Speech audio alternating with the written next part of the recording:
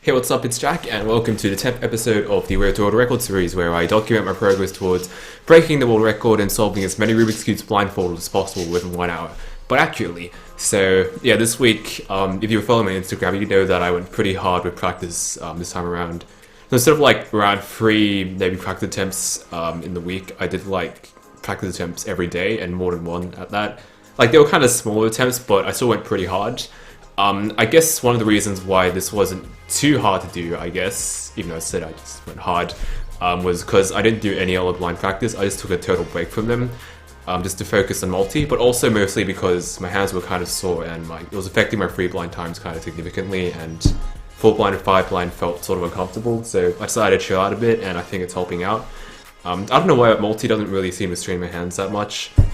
I'm guessing I turned more aggressively in free blind or something, I don't really know. But yeah, I went pretty hard. My goal was to aim to get around 24 cubes comfortably within about 30 minutes, which is like sub 34 pace. Spoiler alert, I only got around to 18 cubes, but like barely, so probably gonna have to drop the 6-pack thing for Japan Championship, so rip. I think it was still a worthwhile, I guess, experimental route to take, because I think it really helped push my speed and like trying to practice a system where I have one less review, which I'm still trying to work on, but I definitely still got something out of it. I also, even though there were quite a few like, I guess, botched attempts along the way, I felt like I still learned quite a few things.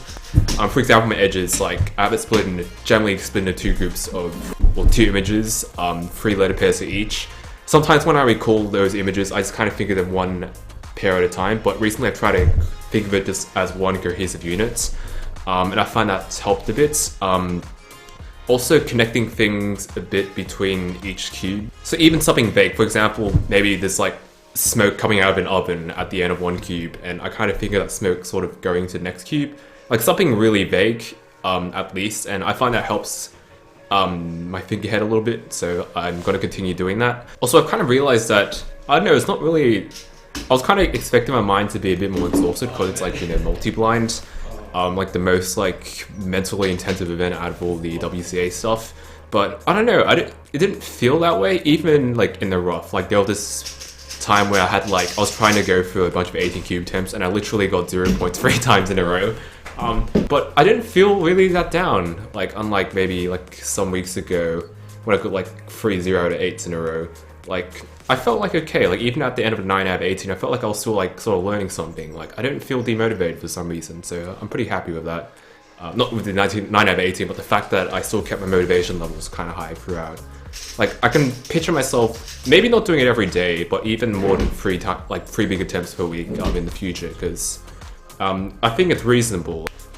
There were some attempts that I just kind of gave up early. Yeah, I wanted to be a bit more experimental with the idea of giving up, just because, I don't know, I just want to see, like, because some attempts I kind of noticed that, like, after the first pack, I'm just kind of like, this attempt's like doomed for failure.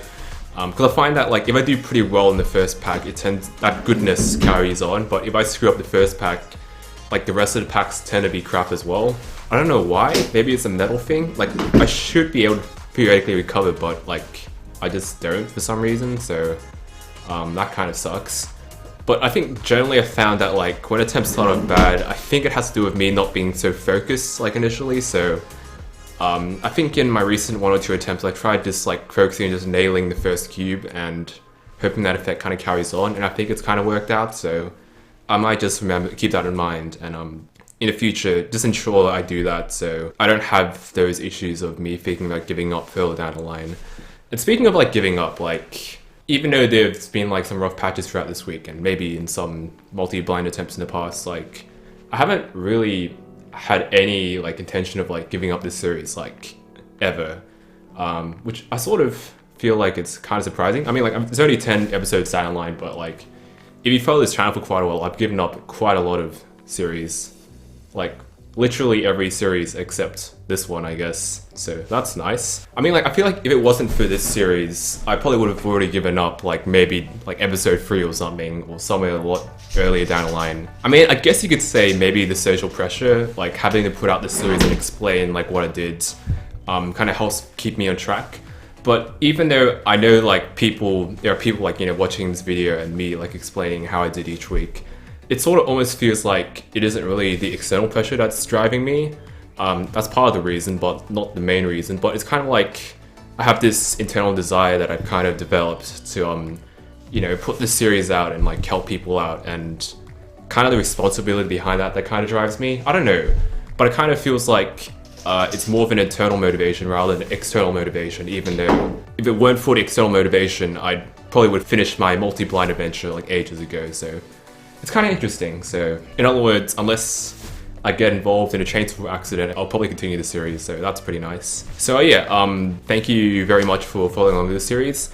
Another thing I should mention is that throughout the series I've also been keeping a personal spreadsheet documenting my progress.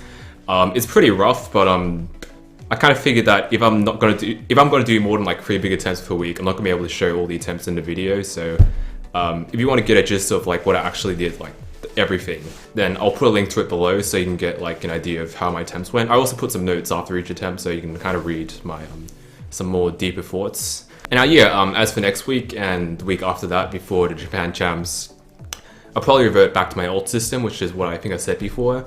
But I'll try to push for carry over that, I guess, speed practice I developed and see how that goes. Go for a 30 or even 32 cubes at Japan, and that's about it. See you later. Oh wait, yeah, the question. It's like episode 10 and I keep forgetting to ask the question at the end of the video. So the question of the week is, what is the biggest lesson you've learned from cubing? And yeah, here's to 10 more episodes of me solving many Rubik's bricks blind, eyes closed.